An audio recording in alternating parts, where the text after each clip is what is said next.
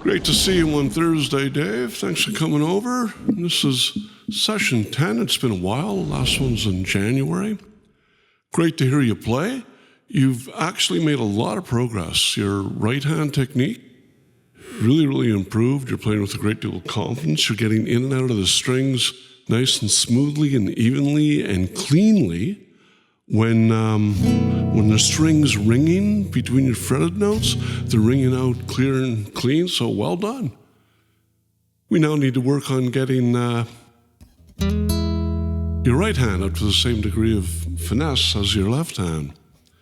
My first comment on that, you're very tight with your rhythm hand, and you need to loosen up. Typically, when you start to play on Thursday, and most Thursdays, you're all bound up here.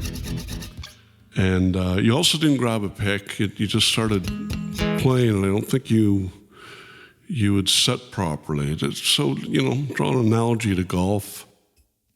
Got your whole routine before you hit the ball. You address the ball, all of it. And you do the seating thing, the whole thing, you get ready, and then you whack the ball. You're not doing that on guitar. You're just starting to come at it. You're coming at it tight. So you need to loosen up. You need to be more natural. Again, golf, natural with your stroke. In order to get optimal distance and accuracy and such, you're nice and loose when you're playing rhythm guitar. And watch some of the pros. They're not all choked up and tight, well, except for Stevie Ray Vaughan, but that's a whole different technique. But it's nice and loose and it flows. And that's where the rhythm is coming from. So loosen up on that. We spoke about the foot. We spoke about the foot being the metronome. And you need that. I do it all the time. Keeps me honest.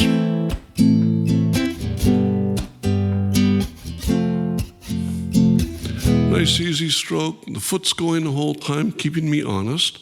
Start tapping your foot and listen to that foot. Very important. We spoke about musical intervals. I'm throwing out terms like fifths and thirds and stuff like that. And so the interval, a third, you take the root note, so let's say it's C, and you count up 3 from that, C, D, E. That's going to be a third. So it's an interval. It's where the notes relate to each other and how far apart they are. You start at the root, and you count up a third, you count up 3, a fifth, you count up 5, a sixth, a fourth. And I think you got it. There's also inversions we spoke about. So the first inversion is with the root at the bottom, and then the third on top of it. Well, what if you change it the other way around? Well, it becomes an inversion. So don't spend too much time on it. Don't belabor it. But that's what a third is. That's what a fifth is. When I say a seventh E chord, oh, what's a seventh to E? Well, seventh to E is D. Out of D, you now have D seventh. Intervals. We spoke about guitar picks, and we spoke about which one is right for you. And I showed you some of mine. This is what I use. It's 3 millimeters. I'm a lead player. It's got a tapered, beveled edge, and that allows me to get in and out of the strings. It's good for me. This isn't what I'd necessarily use when I'm playing the type of music that you're playing, or when I'm at I'm doing a folky sort of thing. I'll probably use something softer, like this pick that I showed you on Thursday. It's 0.5 millimeter. It's very flimsy.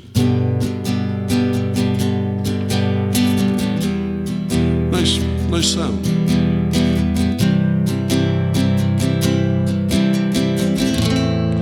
So get yourself out to Long and McQuaid's, get yourself out to Steve's, and buy a whole bunch of picks, the cheap ones. Don't buy the $10 ones. These ones are just about $20 for this special pick.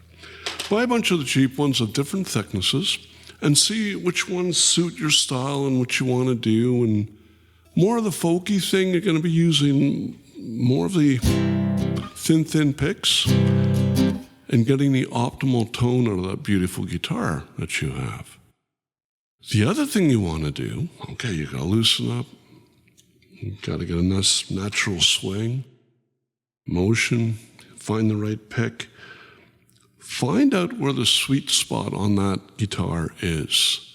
And you just do that at home just by playing. Well, it sounds like that here, and over here it sounds like that. And they're subtle changes, but you will find on your guitar, oh my God, there's a sweet spot. And that is a sweet spot for this guitar. It's got the best tonality there. For lead playing, it's a little different.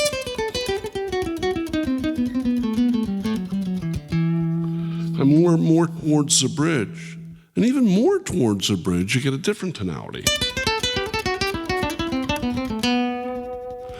which you can use, and you should use. If you're at a big bonfire and there's 75 guitar players all banging out smoke on the water, in order to be heard over the cacophony, you play up here, right by the bridge.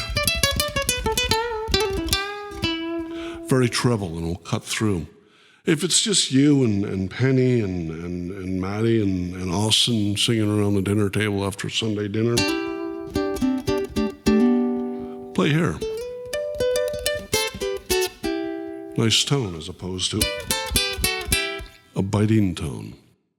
We spoke a little bit about some picking flaying techniques, and we ended up with Jethro Tull.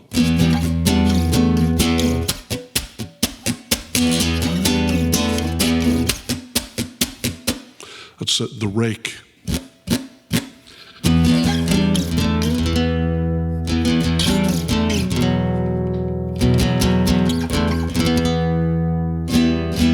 So, different techniques again you can use, and Steve Earle does that a lot in some of his tunes.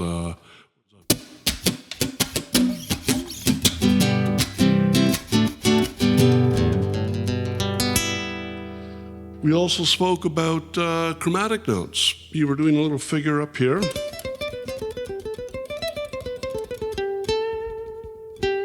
Notice my vibrato. Something you should do as well, Dave. When you finish a phrase, a lick, vibrato it. So it doesn't quite sound as elegant as. So just always do that.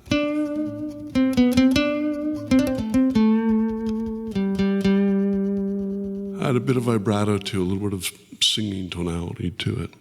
We talked about chromatics. You can add those anywhere you want. There's all sorts of things you can do with chromatics. So when you're playing this little theme, you can also use the other notes in there.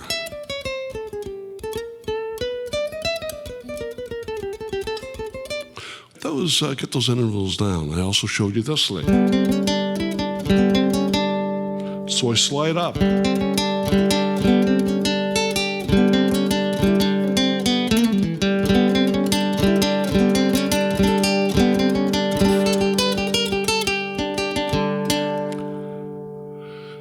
Chromatic notes.